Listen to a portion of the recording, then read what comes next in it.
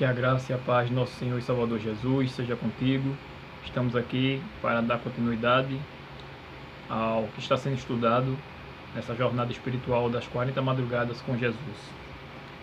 E o que nós estudamos, hoje cedo nessa jornada, ainda no capítulo 4 de Eventos Finais, fala sobre a organização sempre será essencial, ou seja, sempre a instituição, igreja, será essencial. A menos que as igrejas sejam organizadas de tal maneira que possam ter e impor ordem, nada poderão esperar quanto ao futuro. Se não houver organização, como a gente viu, departamentos, ministérios, etc., não se pode esperar nada quanto ao futuro.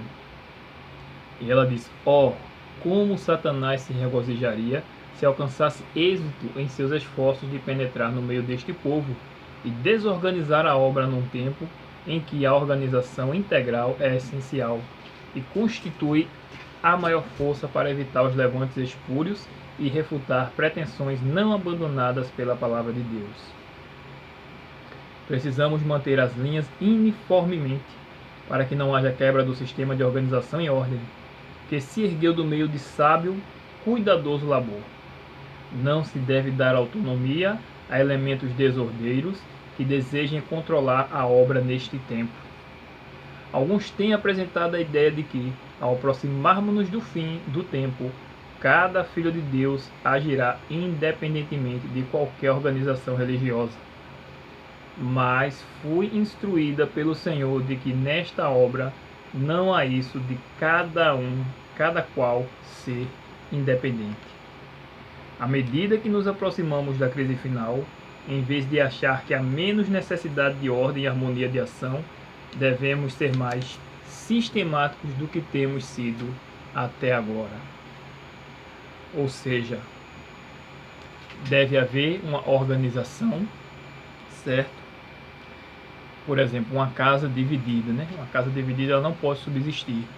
Então, como é que uma igreja desorganizada poderia também subsistir, Ela fala aqui também da responsabilidade, que é individual. Na verdade, ela fala da ideia que cada um agiria independentemente da denominação. Aqueles chamados desigrejados, que saem da igreja e acham que está fazendo a vontade de Deus fora da igreja, Embora saibamos que temos uma obra individual para fazer, mas devemos estar unidos com o corpo de Cristo. A gente vai ver alguns detalhes disso daqui a pouco.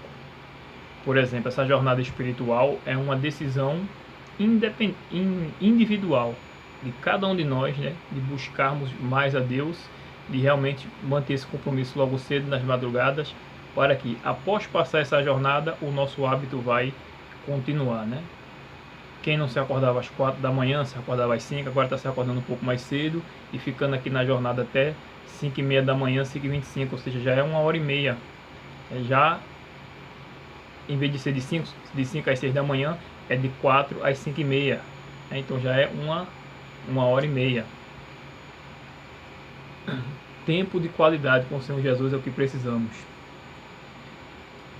Então, na nossa esfera de ação, cada um de nós podemos fazer a nossa parte, Mas não devemos esquecer que fazemos parte do corpo de Cristo. Não devemos abandonar a igreja de jeito nenhum, porque para isso que nós fomos resgatados. E é interessante falar disso também, porque estamos em época, de comissão, e cargos estão sendo colocados, pessoas estão sendo colocadas nos cargos, A gente comentou hoje de manhã, por exemplo, que é errado, que foi levantado de manhã essa questão, que é errado uma pessoa só pegar vários cargos, mas isso acontece por quê?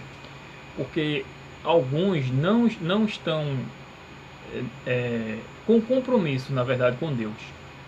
Tem um teste que Deus deixou, visível porque ninguém conhece o coração de ninguém, é exatamente na questão dos dízimos e das ofertas.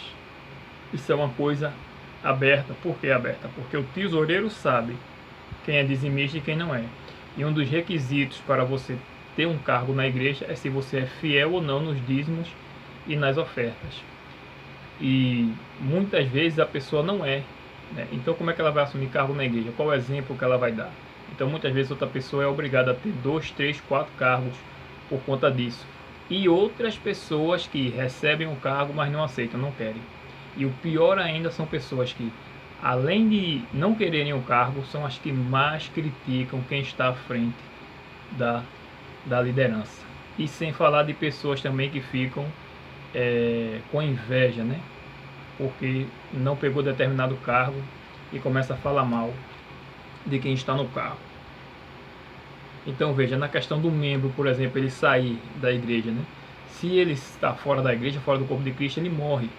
Porque Paulo fez essa analogia entre os membros do corpo e o corpo. Por exemplo, um dedo que é amputado, um pé que é amputado, ele decepa, ele perece, ele deixa de existir. O corpo continua vivo, mas aquele membro, ele deixou, ele padeceu. Então como é que uma pessoa fora do corpo da igreja, fora do corpo de Cristo, pode pensar que está vivo espiritualmente? Pode pensar que está fazendo a vontade de Deus, né? Ele está morto espiritualmente. Ele precisa voltar para o redil do bom pastor o quanto antes. Por exemplo, quando a gente lê Hebreus capítulo 10, dos versos 19 ao 25, Paulo faz alguns conselhos aqui, né? Ele lembra que nós agora podemos adentrar no santuário celestial, né? Coisa que antigamente só os sacerdotes tinham acesso, e o sumo sacerdote no lugar santíssimo uma vez no ano ele entrava, mas hoje pela fé, pelo sangue de Jesus, nós temos esse privilégio de adentrar o Santo dos Santos, o lugar santíssimo, a presença de Deus, porque hoje temos um intercessor. Não existe mais aquele sistema do sacerdócio humano. E diz que nós devemos nos aproximar com coração sincero, purificado de toda má consciência, guardar firme a confissão da esperança e nos estimularmos ao amor e às boas obras. É para isso que serve a igreja. E verso 25, aí vem a famosa frase: não deixemos de congregar-nos, como é o costume de alguns, antes façamos admoestações, e tanto mais quando vedes que o dia se aproxima. Então devemos, mais do que nunca, aconselhar aqueles que estão fora da igreja, aqueles que estão no mundo, para que se voltem para Deus, porque o dia do Senhor Jesus se aproxima. Vemos também um pouco nos textos auxiliares, falando também sobre a autoridade especial da Igreja de Deus. Quando a gente vai lá para Mateus, no capítulo 16, tem algumas citações muito interessantes e um texto aqui que é muito mal interpretado, principalmente pelos teólogos católicos. Mateus 16 é dito o seguinte: Jesus ele faz uma pergunta aos discípulos. Mateus 16, no verso 13. Indo Jesus para os lados da Cesareia de Filipe, perguntou a seus discípulos: quem diz o povo ser o Filho do Homem? E eles responderam: uns dizem João Batista, outros Elias e outros Jeremias, ou algum dos profetas. O povo acreditava que algum dos profetas teriam ressuscitado. Verso 15: mas vós, continuou Jesus, quem dizeis que eu sou? E aí Pedro disse aquela maravilhosa frase, né? Tu és o Cristo, o ungido, o Filho do Deus vivo. Aleluia. Então Jesus lhe afirmou: bem-aventurado és, Simão Bar-Jonas, porque não foi carne e sangue que te revelaram, mas meu Pai que está nos céus. Também eu te digo que tu és Pedro, e sobre esta pedra, falando de si mesmo, né? E não de Pedro. E sobre esta pedra edificarei a minha igreja, e as portas do inferno não prevalecerão contra ela. A igreja não pode ser firmada num homem. Por isso que Pedro não pode ser a pedra, e ele mesmo diz lá no livro de Atos que essa pedra é Jesus.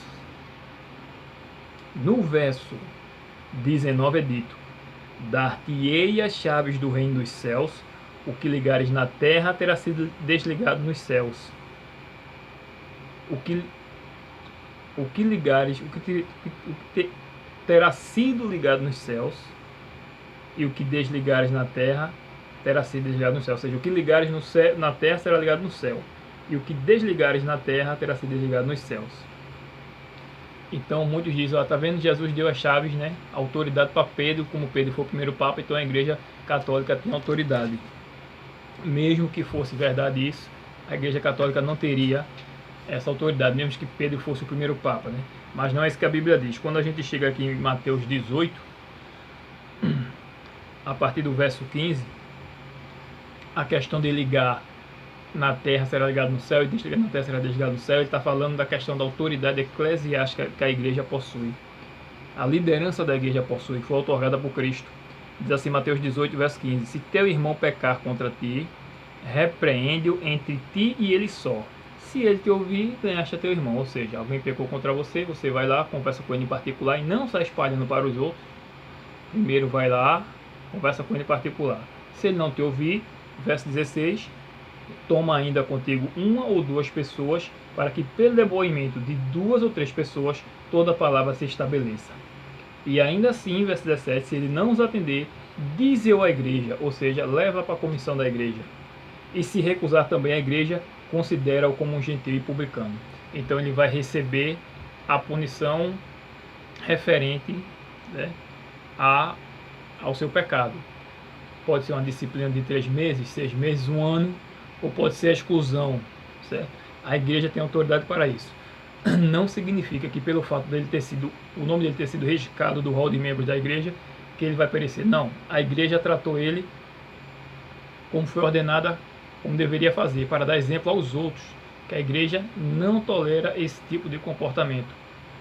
Dá exemplo a todos na igreja e também ao mundo.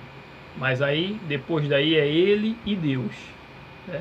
Se ele se arrependeu, então ele recebe o perdão de Deus e ele também está apto a voltar para a igreja, mas aí tem um tempo para isso, né? A igreja, dependendo do caso, como eu disse, 3 meses, 6 meses, 1 ano, ou a exclusão total, né?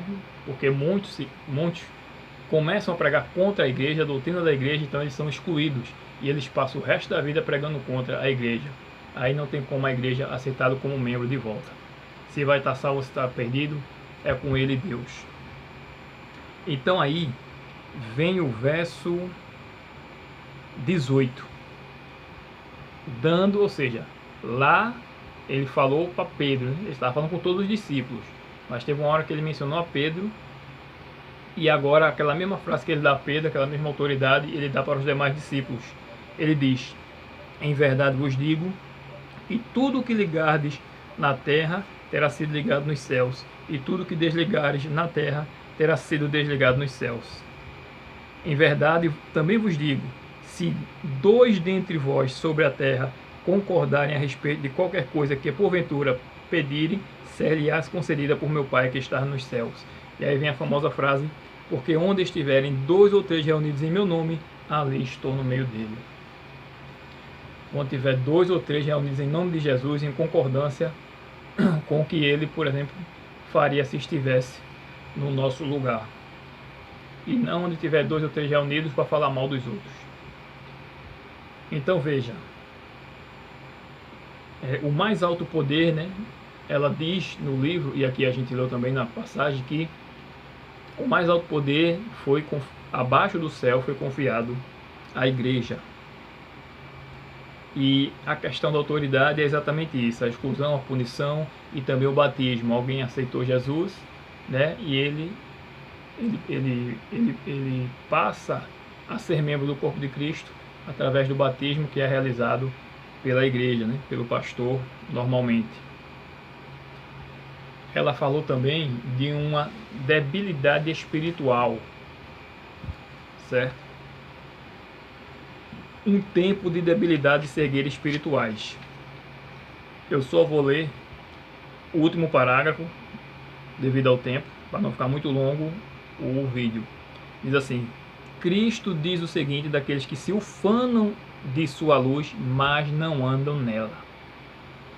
Por isso eu vos digo que haverá menos rigor para Tiro e Sidom no dia do juízo do que para vós outros. E tu, Cafarnaum, e aí ela coloca entre colchetes, adventistas do sétimo dia que tiveram grande luz, que te ergues até os céus, serás abatido até aos infernos. Porque se em Sodoma tivessem sido feitos os prodígios que em ti se operaram, teria ela permanecido até hoje. Ou seja, se a luz que eles tivessem recebido, eles teriam deixado. Mas a gente sabe que Deus dá uma medida a cada um. E a luz que eles receberam foi o suficiente para abandonar. Mas o que Deus está dizendo na verdade é que vocês receberam tanta luz, tanta luz, tanta luz, que até aquele povo perdido podia se converter. E vocês não estão se convertendo. Então vai receber mais rigor do que Sodoma e Gomorra. É uma afirmação muito séria, pesando contra os adventistas do sétimo dia. Porque muitos dentro da igreja adventista, eles menosprezam tanto os testemunhos como também a própria Bíblia, né? Só querem a Bíblia para pegar as promessas, mas não querem a Bíblia para pegar as repreensões e a disciplina. Só querem para pegar as promessas. Muita gente pensa que ter comunhão com Deus é você orar pedindo e agradecendo, só pedindo e agradecendo, pedindo e agradecendo. Isso não é ter comunhão com Deus. Comunhão com Deus é quando você pede, agradece, mas também você pede a Deus para que seja feita a vontade dele na sua vida. Você pede a Deus para saber onde você pode melhorar, onde você está errando, o que é que você precisa tirar da sua vida para ter mais comunhão com Deus e para receber o Espírito Santo. É você estar disposto realmente a obedecer à vontade de Deus. Isso é ter comunhão com Deus. Comunhão com Deus só para pedir e agradecer e ler a Bíblia e pegar só aquilo que lhe interessa, isso não é comunhão com Deus. E ela diz no final, a igreja está na condição laodiceana. A presença de Deus não está no meio dela. Isso é muito forte. É muito forte. Então precisamos, nesse tempo do fim, condição do Laodiceia, passarmos por uma reforma espiritual. Um reavivamento, né? A reforma protestante, por exemplo, parou no tempo. E aí Deus levantou os adventistas do sétimo dia para resgatar as verdades. E a gente não pode também parar no tempo, mas a gente tem que avançar. À medida que o tempo se aproxima, a gente tem que avançar mais e mais em consagração para pregar com poder as 3 mensagens angélicas de Apocalipse 14.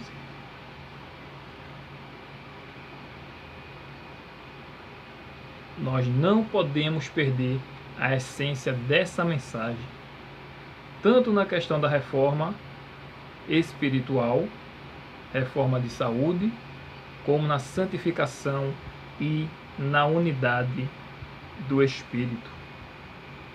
E a chave para isso está lá em Apocalipse, no capítulo 3. Depois que o Senhor Jesus repreende a igreja de Laodiceia, e muitos atentam apenas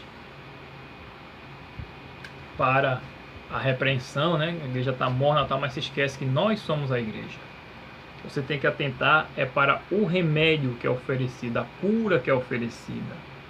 Verso 18 diz: aconselho-te que de mim compres ouro refinado pelo fogo para te enriqueceres. Ou seja, você deve passar por uma purificação. Muitos são provados e embranquecidos e purificados, como diz lá em Daniel, se eu não me engano, no capítulo 12. Diz mais: vestiduras brancas para te vestires, ou seja, as vestes de justiça de Cristo. Ter a consciência de que nada do que eu faça nas minhas obras vai me ajudar a me salvar. Apenas pelo mérito de Cristo eu sou salvo e eu me apego a isso. E a partir daí eu começo a viver de forma diferente. E diz, né? A fim de que não seja manifesta a vergonha da tua nudez, e colírio, o Espírito Santo, colírio para ungires os olhos, a fim de que vejas. Davi pediu, né? Desvenda os meus olhos para que eu possa contemplar as maravilhas da tua lei. Então devemos ter o colírio do Espírito Santo para que possamos enxergar a nossa real condição hoje e realmente buscar o Espírito Santo, buscar viver os princípios de Jesus nas nossas vidas. Verso 19: eu repreendo e disciplina quantos amo, sê pois zeloso e arrepende-te. Uma igreja que acha que é rica, vários e vários projetos missionários, e escutar isso de Jesus: arrepende-te. É muito sério. Precisamos de fato do coleiro do Espírito Santo. E ele diz: eis que estou à porta e bato. Se alguém ouvir a minha voz e abrir a porta, entrarei em sua casa e cearei com ele e ele comigo. Ou seja, é individual. A salvação é individual. E por mais que a gente ore e deseje, não será todos os membros que serão reavivados, porque infelizmente muitos estão com a cabeça, a mente e o coração voltada para outras coisas. Ao vencedor dar-lhe-ei sentar-se comigo no meu trono, assim como também eu venci e me sentei com meu Pai no seu trono. Quem tem ouvidos ouça o que o Espírito diz às igrejas. No final, Jesus nos promete a maravilhosa promessa de sentarmos no trono dele como vitoriosos, assim como ele venceu, e o alerta: quem tem ouvidos ouça o que o Espírito diz às igrejas.